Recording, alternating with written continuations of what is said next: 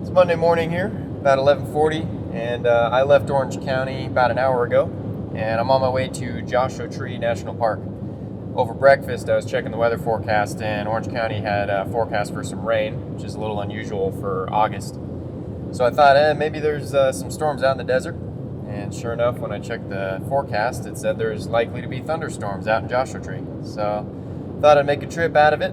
I packed up my medium format camera, my large format camera, and my panoramic camera, and I'm headed out with some color film, some black and white film, and hoping I'm going to get some good storm shots, but we'll see how it goes. And I just got into Joshua Tree. Really wet ride coming in, lots of rain, lots of flooding in the city of Joshua Tree. But just stopped just a few minutes into the park because some really cool fog covering the mountains, and I want to see what I can do with that on black and white film, so that's what I'm loading up now.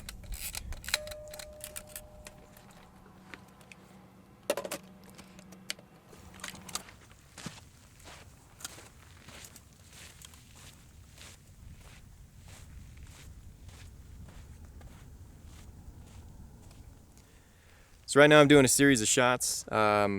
Planning on doing like kind of a triptych, so 3 pictures all right next to each other, and it'll be a Joshua Tree smack dab in the center of each frame, black and white, nice foggy background, and all done on medium format, so I get kind of just a real perfect rectangle that's a ratio of about 4:5.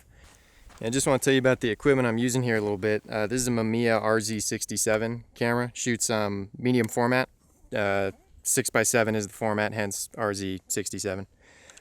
Shooting black and white film, Ilford Delta 100, and I'm doing what's called N+1 developing. That's where I'm going to expose the photos a little bit darker and then develop them a little bit longer.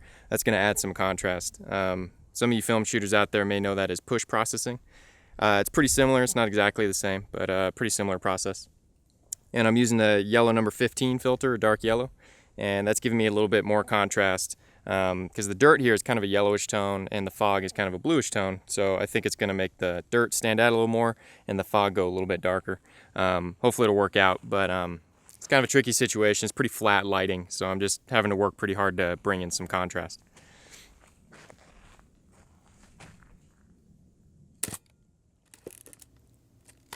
I'm really pleased with how the overall vibe of these photos turned out. I'd say my only regret for these photos is that I didn't take more. Joshua Trees in fog is a pretty unusual sight, and truthfully I wish I'd fired off maybe 2 or 3 more rolls of similar compositions to really capture these amazing trees in this unusual situation. But other than that, I'm real happy with these photos.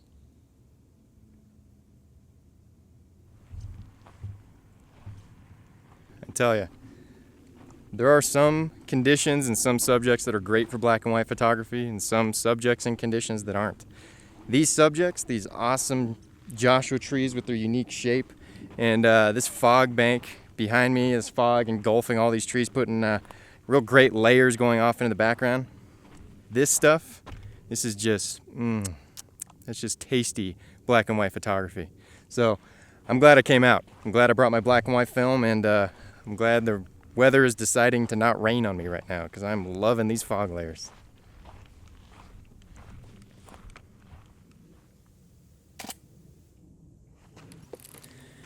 Alright, so it's 1 roll down. Just finished an entire roll of black and white medium format, and every photo was the same on that one, or every composition was the same. It was a tree smack dab in the center, wide open aperture, fog fading out the background into the distance. So it's going for all the same, so I can see how different trees look in that composition, and like I said earlier, I think it might be a good triptych. But starting to rain on me. I need to get some lunch, but that's 1 roll down. Who knows how many to go? I still got a whole day left, so let's see what else we can get. Up in the higher elevations of the park, the storm was breaking up, which resulted in some amazing cloud formations and some really dramatic light. I ended up making 2 6x17 black and white compositions that I'm just really pleased with. The textures were so rich, the light was very dramatic, and the clouds just created such an interesting sky. So Overall, I'm really glad I took this trip. It was worth getting out there during the storm, and I'm really glad I could bring you along with me to see just how gorgeous it was. So thanks for watching, and I'll see you next time.